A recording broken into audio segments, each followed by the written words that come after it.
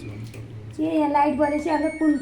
अनि यो प्रेस गरिदिएपछि बन्द भयो हैन यो अफ भयो यहाँबाट स्टार्ट गर्न सक्नुहुन्छ कतिमा कपडा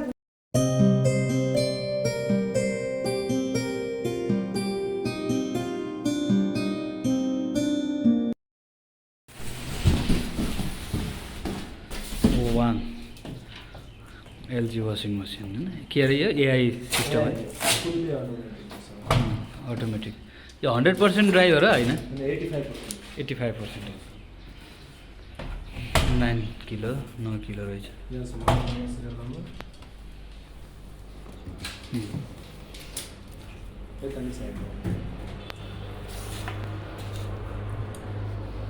automatic fully automatic made in Korea made Korean है कति 10 वर्ष वारेन्टी हैन 10 वर्ष मोटरको 1 वर्ष अलको ए जस्तै मेन्टेनेन्स कोही इस्यु भयो भने चाहिँ यही समस्या पर्यो भने नम्बर छ सर्भिस सेन्टरको हैन त्यसमै फोन गर्दा हुन्छ वारेन्टी कार्ड भेटाइदियो होला ए कार्ड दिएको थिएँ यता छ टोल फ्री नम्बर त्यसमा फोन गर्नुहोस् ए यो यसमा फोन गऱ्यो भने जति बेला नि कन्ट्याक्ट गर्ने भयो तपाईँले अफिस टाइममा जति पनि गर्नु यसमा सर्भिस सेन्टरको नम्बर चाहिँ यही एउटा कम्प्लेन टिपाउनु भयो भने कम्प्लेन भनेपछि उनीहरूलाई बताइदिएपछि लोकेसन आयो नि ल ठिक छ त अनबक्सिङ फाइनल्ली वासिङ मसिन आयो टक्क लागेर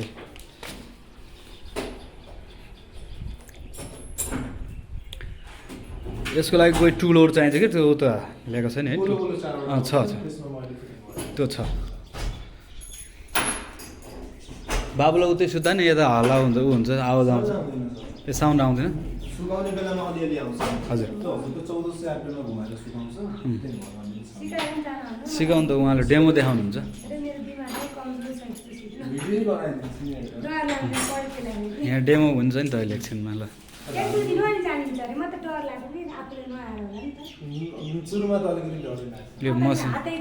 मसिन चलाउनु साउने अब धारो ल्याइदिनु पर्छ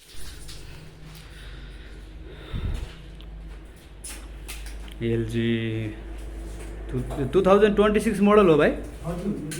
नयाँ मोडल है 9 किलो यसो त ब्ल्याङ्केटहरू पनि धुन मिल्छ क्या ठुलै पनि छ 6 किलोको ब्ल्याङ्केट मजाले जान्छ हाम्रो त ठुलो ब्ल्याङ्केट जान्छ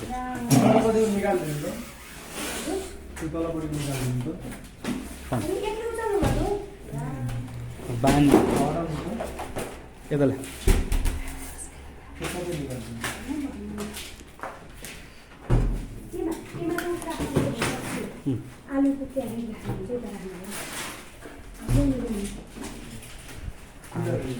हाम्रो टेक्निसियन सरले फिटिङ गरिदिनुहुन्छ नि वासिङ मसिन ड्याङ्गै लाएर यसमा कक्रोचबाट नि जोगाउनु पऱ्यो मुसा त त्यहाँ हुनै भएन क्लिन गर्नु पऱ्यो नि एरिया मैले पुरै र यहाँ कभर पनि छ त्यहाँ हेर कसरी लगाउने पऱ्यो हेर्नु पऱ्यो नि सिक्नु पऱ्यो जतन गरेर चलाउनु पऱ्यो मेरो एउटा लाख जति लायो 2 महिनाको स्यालेरी एउटै मसिन खाइस् छैन अझै के किन्ने भन्ने जाडो महिनाको लागि सबभन्दा बेस्ट हुन्छ जाडो महिना म त एकदम बिहानी फेरि कपडा धुनै सक्छु यो ऱ्याङ्कोटको साथमा आउँदो रहेछ एकदम स्पेसल एकदम घाम पानीबाट राम्रो हुन्छ नि यहाँ कुनामा राखेको त थिएँ केही नभए नि मैले त्यहाँ लाग्या आग्या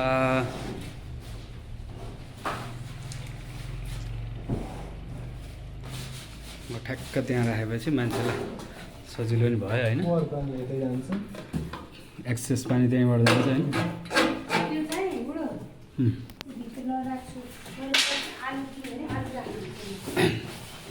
आफूलाई चाहिँदाखेरि त्यहाँ पानी खोल्ने होइन पानी कन्टिन्यू खुल्लै छोडिदिनु सधैँको लागि ए अटोमेटिक आफै बन्द गरिदिन्छ त्यो मसिनले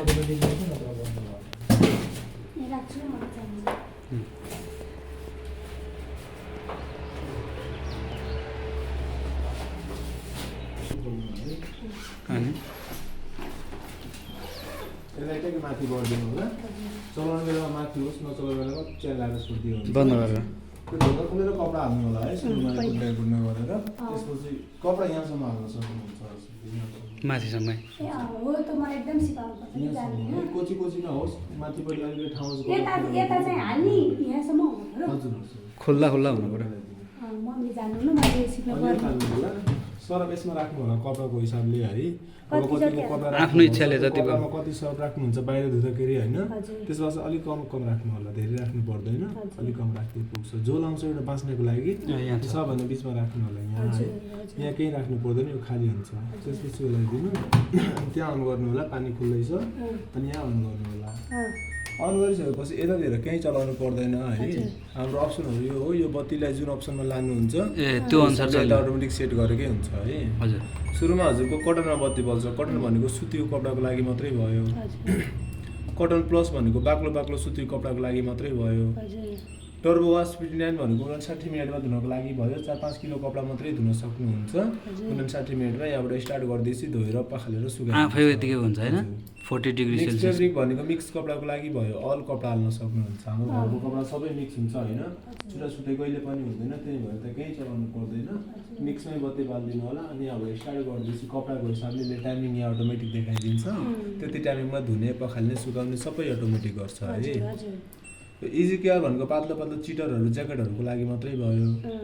साइलेन्ट वास भनेको मोटो मोटो ज्याकेटहरू कोटहरूको लागि मात्रै भयो